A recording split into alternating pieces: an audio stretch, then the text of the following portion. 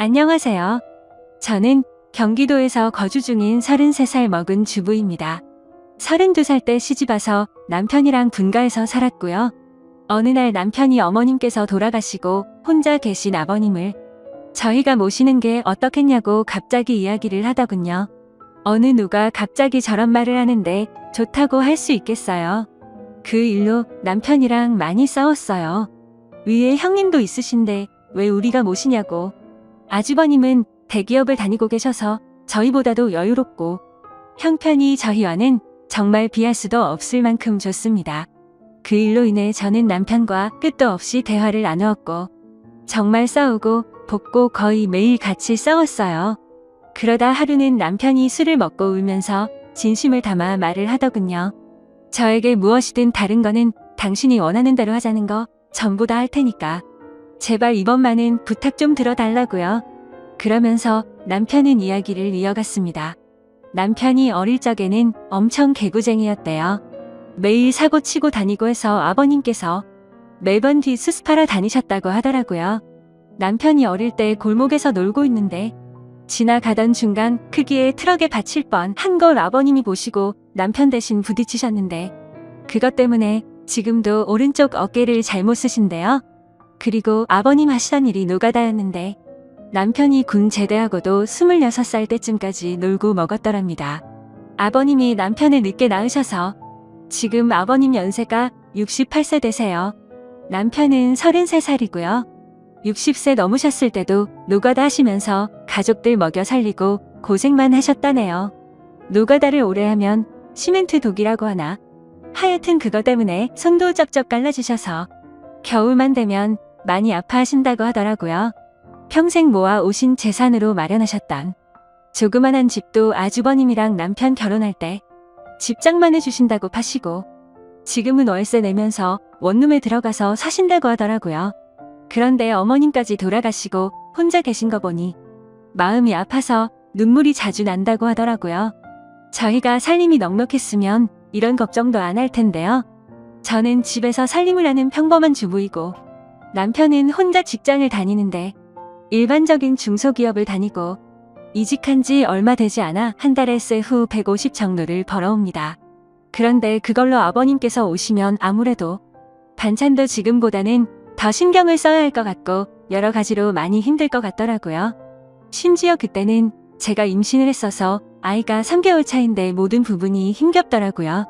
그럼에도 부유하셨던 형님께서는 절대 아버님을 못 모신다고 강력히 못 박으셨고 아주버님도 그럴 생각이 없다라고 남편이 말을 하더라고요.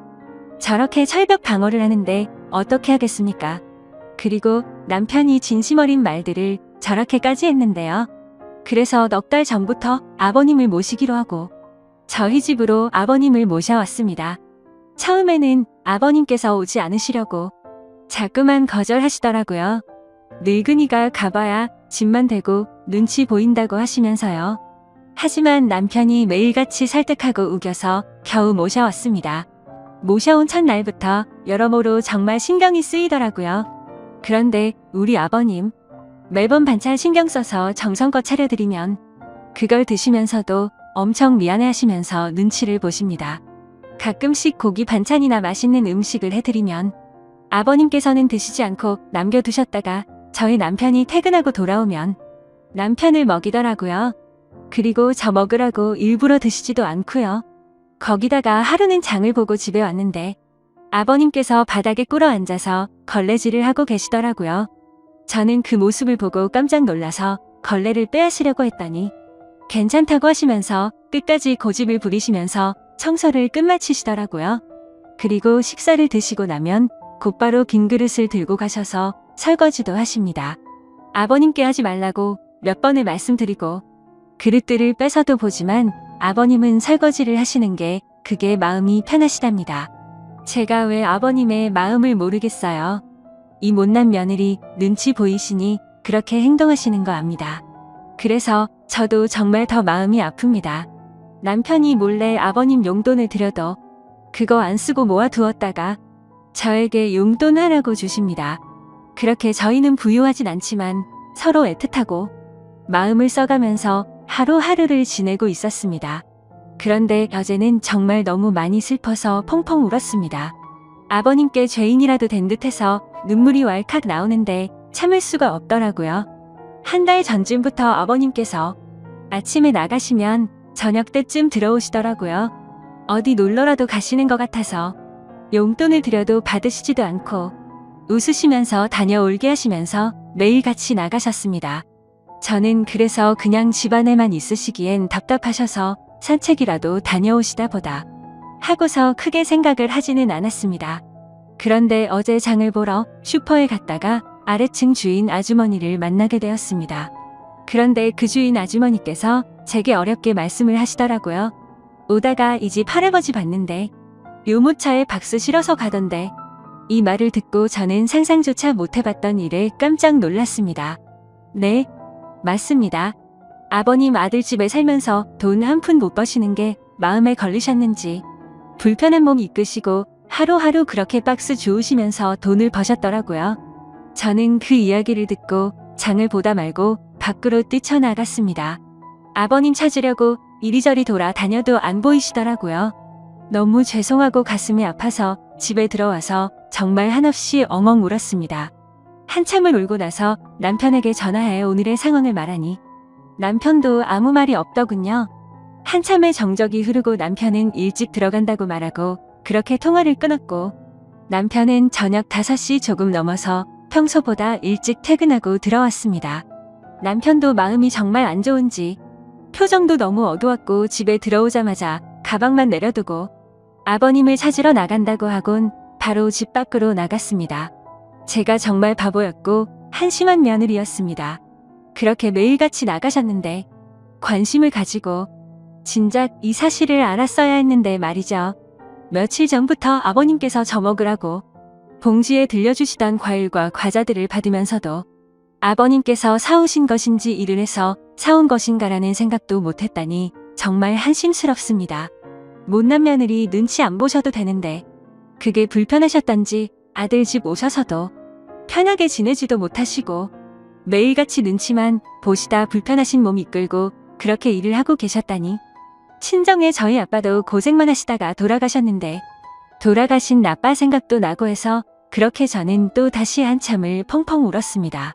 그날따라 아버님 웃으실 때 얼굴에 깊게 패인 많은 주름들과 평생 고생을 하셔서 손목에서 갈라진 피부가 자꾸 눈앞에 아른거리고 생각나면서 너무나도 죄송한 마음에 남편이 아버님이랑 들어올 때까지 울고 있었습니다. 남편이 아버님을 찾아 나가고 1시간 정도 좀 넘어서 남편이 아버님을 모시고 집으로 들어오더라고요. 아버님 들어오시면서도 제 눈치를 보시면서 뒤에 끌고 오던 유모차를 숨기시는 모습이 왜 그리 마음이 아플까요? 오히려 죄송해야 할 건 저인데요. 아버님께서 미안해하는 듯한 그런 모습이 가슴에 남아서 지금도 이 글을 적는데도 마음이 너무 아픕니다. 저는 아버님의 모습을 보자마자 아버님께 달려가서 죄송하다며 손을 꼭 붙잡고서 또 펑펑 울었습니다. 그러자 아버님께서는 매일 나 때문에 밥 차리느라 고생도 많고 편하게 있지 못하게 해서 내가 정말 미안하다면서 제 얼굴을 보면서 손을 꼭 붙잡아 주시면서 말씀하시는데 저는 눈물이 멈추지 않았습니다. 저는 그날 아버님의 손을 처음으로 만져봤습니다. 평생을 고생하시면서 지내온 아버님의 손, 심하게 갈라지신 손등과 굳은 살 베인 손에 마음이 너무 아팠어요.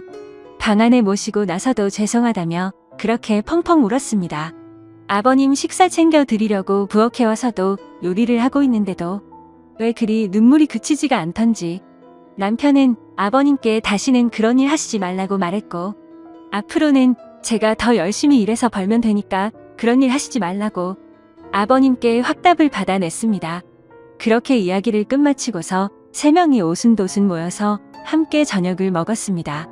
밥을 먹는데도 아버님 손을 보면서 자꾸 가슴이 아프더라고요. 오늘은 어제 일도 있고 해서 남편이 연차를 내서 쉬는 날이었고 저는 아버님 모시고 시내 나가자고 남편에게 얘기를 했습니다. 그렇게 저희는 다 같이 시내에 나갔고 날이 좀 쌀쌀해져서 아버님 잠바 하나랑 신발을 샀습니다. 한사코 괜찮다고 하시더 아버님께 제가 말씀을 드렸습니다. 자꾸 그러시면 제가 아버님 눈치 보여서 힘들어요. 이렇게 말씀드렸더니 아버님께서는 고맙다고 하시면서 받으시더라고요. 그리고 집에 아버님 심심하실까봐 케이블 TV도 신청했습니다. 아버님께서 스포츠를 좋아하시는데 오늘 야구 방송이랑 낚시 방송 보시면서 너무 즐거워 보이시더라고요. 조용히 다가가서 아버님 어깨를 만져드리는데 보기보다 정말 왜소하시더라고요. 제가 꽉 잡아도 부서질 것만 같은 그런 아버님의 어깨. 지금까지 고생만 하시고 자식들 뒷바라지 하시느라 평생 헌신하시면서 살아오셨던 아버님의 그런 발자취들이 느껴지면서 저는 또 마음이 아파왔네요. 남편한테 말했어요. 저 평생 아버님 정말 친아버지처럼 생각하고 모신다고요. 비록 지금은 아버님께서 불편해하시지만 언젠가는 친딸처럼 생각하시면서 대해주실 때까지 정말 잘할 거라고요. 마지막으로 아버님, 앞으로는 제 눈치 안 보셔도 돼요. 제가 그렇게 나쁜 며느리 아니잖아요. 아버님의 힘드신 희생이 없으셨다면 지금의 남편도 없잖아요. 그랬다면 지금의 저와 뱃속에 사랑스러운 손자도 없을 거예요. 저 아버님 싫어하지 않고 정말 사랑해요, 아버님. 그러니 항상 건강하시고 오래오래 사셔야 돼요. 그리고 2번 다시 그렇게 일 안 하셔도 돼요. 저 허리띠 쫄라매고 알뜰하게 살게요. 다음 사연입니다. 안녕하세요. 저는 평범하게 직장을 다니고 있는 22살 여자입니다. 저와 남자친구는 장거리 연애를 하고 있고요. 일하느라 일주일에 딱 1번 쉬고 만나고 있습니다. 그날마다 남자친구와 서로 지역을 오가면서 만나고 있고요. 그래서 이번 주에는 제가 남자친구가 있는 곳으로 갔습니다. 남자친구와 더 오래 있고 싶은 마음에 쉬는 날 전날이면 저는 항상 일이 끝나고 그 저녁에 버스를 타고서 남자친구네 동네를 갑니다. 남자친구가 절 혼자 두기 불안하다고 찜질방에서 자도 되는데도 불구하고 일부러 돈을 더 들여서 남자친구의 집에서 제일 가까운 숙박업소에서 저를 재우고 남자친구는 외박이 어려운 처지라 자신의 집으로 갑니다. 결론적으로 저는 혼자 그곳에서 항상 잠을 잡니다. 요번 주에는 가서 남자친구와 오랜만에 치킨과 맥주를 먹었는데 그날따라 맥주가 술술 들어가더니 나중에 정신을 차려보니 술에 좀 취해 있는 상황이었습니다. 남자친구는 항상 그랬던 것처럼 저를 재우던 모텔에 저를 재우고 남자친구는 집으로 갔고 저는 자기 전까지 계속 카톡을 하고 있었습니다. 그런데 갑자기 밖에서 누가 계속 노크를 하는 겁니다. 무슨 일인가 하고 나가보려고 했는데 혼자인 게 무섭기도 하고 겁이 나서 문만 살짝 열어서 빼꼼 밖을 봤습니다. 밖을 봤더니 옆 방 앞에 모텔 아르바이트생이 있던 겁니다. 모텔 아르바이트생은 아저씨였고 저는 혼자인데 낯선 남자가 있는 것에 겁이 나서 문을 황급히 닫았습니다. 그러고 나서 남자친구와 카톡을 계속하면서 이런저런 일이 있었다고 얘기를 하고 자려고 침대에 누웠는데 누가 다시 똑똑하는 겁니다. 이번에는 열지 않았습니다. 그랬더니 모텔 방으로 전화가 오는 겁니다. 그래서 모텔에 무슨 일이 있는 건가 하고 전화를 받았습니다. 그랬더니 맥주 가져다 드릴 테니까 종업원 가면 문 여시라고 하는 것이었습니다. 항상 여길 오니까 주는가 보다 하고 별 의심 없이 문을 열고 받았습니다. 맥주를 냉장고에 넣고서 다시 침대에 누워서 남자친구와 카톡을 하면서 맥주 줬다고 얘기하고 남자친구는 저에게 앞으로 누가 와도 문 열어주지 말라고 내일 아침에 병원 갔다가 바로 가겠다며 얼른 자라고 하고서 카톡을 끝냈습니다. 그 뒤 잠들기 전에 TV를 틀었는데 컴퓨터와 연결이 된 PC가 바로 떴는데 성인 영상이 나오더라고요.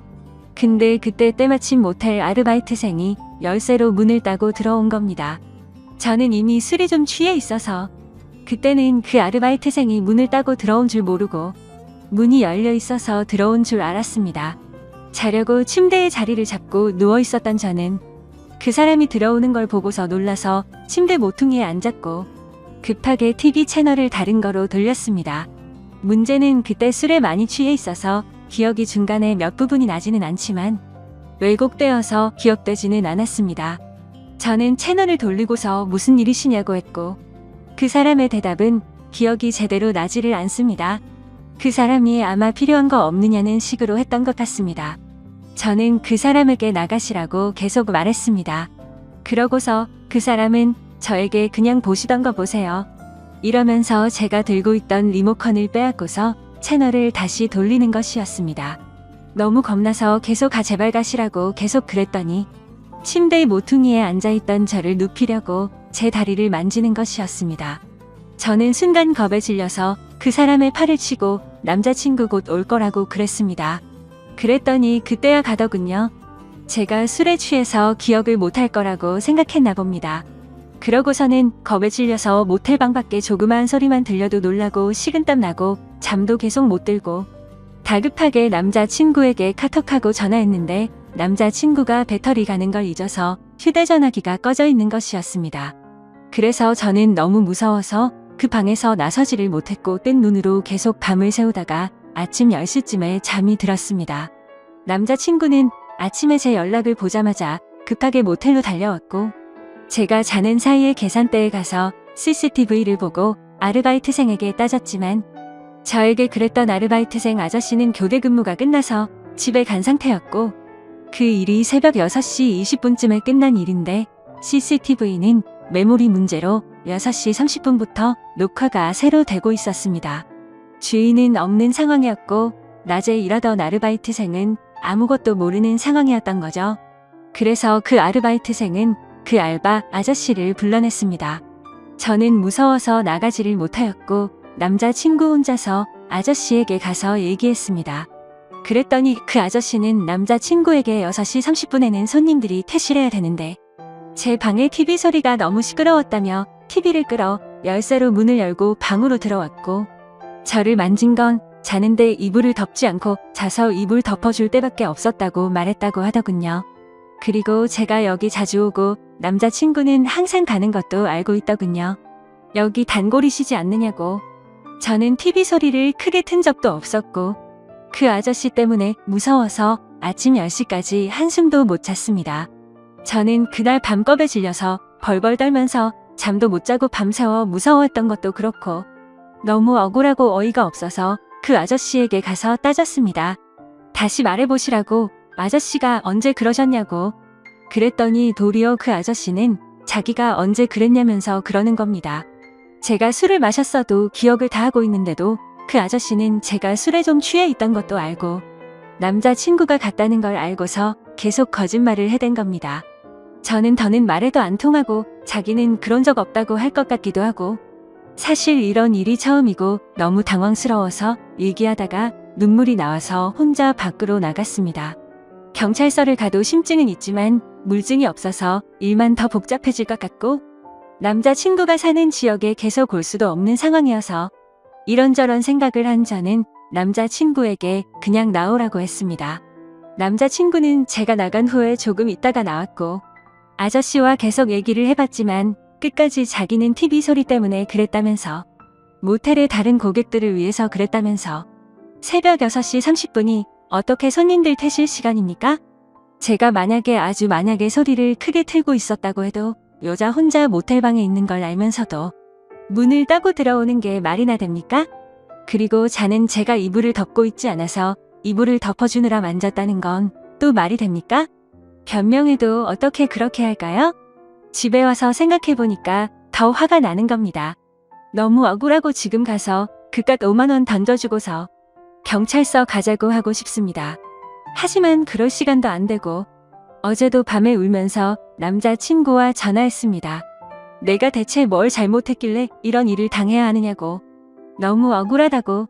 심증은 있는데 물증도 없는 지금. 물증이라고는 모텔에 그 아저씨가 들고 왔던 맥주와 새우깡이 있었고 카톡으로 실시간으로 남자친구와 얘기했던 내용이 전부입니다. 그 자리에서 마음 다 풀릴 때까지 해결하고 오지 못하고 바보처럼 제대로 따지지도 못한 저 자신에게 너무 화가 납니다. 남자친구도 자신이 지켜주지 못해서 정말 미안하라면서 죄책감을 느끼고 있습니다. 그래서 이젠 남자친구에게도 얘기하지 못할 것 같습니다. 어떻게 해야 하나요? 누군가에게 말을 한다고 해결되는 것도 아니고 그냥 답답한 마음에 여기에다가 글을 씁니다. 자작 글도 아니고 정말 상처받고 놀라고 힘들었으니까. 악성 댓글은 달지 말아주세요. 여자분들은 조심하세요. 찜질방은 위험해서 남자친구가 돈 더 들여가면서 재웠는데 누가 이런 일이 생길 줄 알았겠어요. 고민 들어주셔서 감사합니다.